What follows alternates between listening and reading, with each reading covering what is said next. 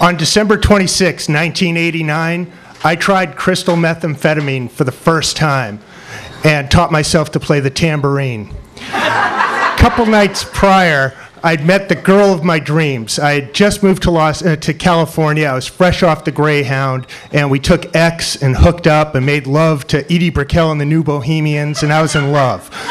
And the next day, when she was leaving for the airport for Christmas holiday, she gave me this packet of this stuff called Crystal. She said, "This will help you with your songwriting, Scott," because I told her I was a singer-songwriter, which I wasn't yet, but I did fully intend to be.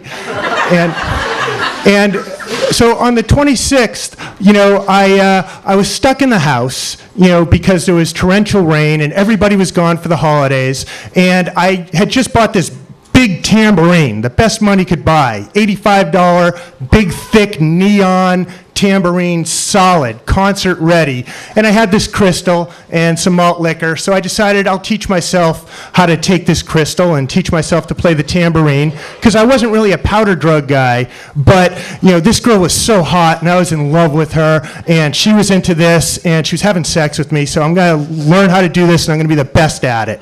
So I break out this mix cassette tape I'd made called Just Add Tambourine. It's tambourine ready music, bands like Liars and Marshall Crenshaw and Partridge Family, stuff that needs tambourine. And I take my first line, and it just rips like razors in my nostrils. And I'm like, this is brutal. And I put in the music, and I start playing, and I get the music on 10, and I'm thinking like, this sounds good. Of course, because the volume's on 10. I can't hear it. And about 5-10 minutes in, all of a sudden I get that backwash effect. If you've never tried crystal methamphetamine, what happens is after it burns a hole in your sinus passage, it shoots back against the back of your throat. And at that point, you can taste each individual flavor of every chemical that's sitting in some redneck scientist's bucket underneath his double wide in inland San Diego. And it is repulsive. And I'm like, I'm never doing this again. And suddenly I realize, I'm way too good for this tambourine cassette. And so I take it out because I figure, I can play tambourine to tambourine-ready music, but what happens if the band I find doesn't play tambourine-ready music? I have to be ready for that. So I put on the radio, and it just happens that 91X, the alternative rock station of San Diego, was counting down the top 91 songs of 1989. So I'm like, perfect, now I'll know how to play every song. So I'm jamming away to Red Hot Chili Peppers and Guns N' Roses and the Pixies and Jane's Addiction, and about 20 songs in, like the speed's really kicking in now, and I'm getting all euphoric, and I'm thinking like, wow, I'm a freaking natural at this. How did I not know this? And then like maybe about 20 songs later, I have this epiphany, this eureka moment, where if you hit yourself with the blunt end of the tambourine instead of the bells, instead of a chingy-chingy sound, it's got this dull thud if you hit it on exposed bone, like this.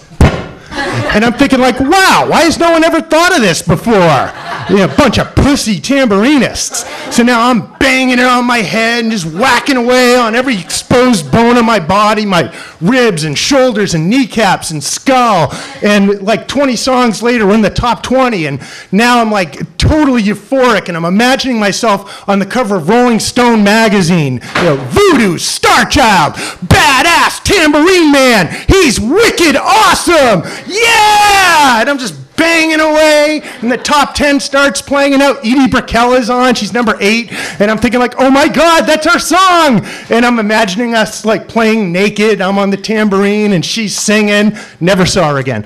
And the number one song, because I know that you guys all want to know the number one song, it was Susie and the Banshees, Peekaboo, now a goth dance electro classic. And it, for those of you that don't know it, it has this percussion, electro percussion beat that runs through it that goes like doo da doo da doo da doo. And I'm just sitting there like boom ba boom ba boom ba bam. And the countdown ends, and I'm still going. And I'm like, there's got to be more music I can play tambourine to. So I start pulling out the heavy stuff, the black bands, Black Flag, Big Black, Black Lullabies, Black Sabbath. And I'm just like bam, bam, bam, bam, bam, bam. And I just keep keep whacking myself till I pass out on the couch. The next day, like around 4 or 5 o'clock, I wake up with my neighbors banging on the door, and I get up, and I feel like I was in a car wreck, and I'm like, oh, man. They're like aching all over, and the neighbor, he's like, dude, what the fuck were you doing with the tambourine all night? And I said, I tried crystal, and I taught myself how to play. And he said, you ever do anything like that again, I'm going to kick your ass. And have you seen a mirror? And I'm like, no. So I walk to the bathroom, and I'm like all shirtless, and I have like gashes and welts and bruises and like caked blood on my face and probably like some fractured ribs and a concussion, but I'm not a medical guy, so I can't confirm that. And I walk into the den, and I see bottles just all over the place, and my tambourine split in half, and cymbals have fallen on the mirror, and there's like all this leftover crystal. And I see my reflection in the mirror, and I look like I tried to steal drugs from Lawrence Taylor and got caught. And I'm like, Scott, if you keep doing this, you're gonna die. And that was the only time that I ever messed with the tambourine.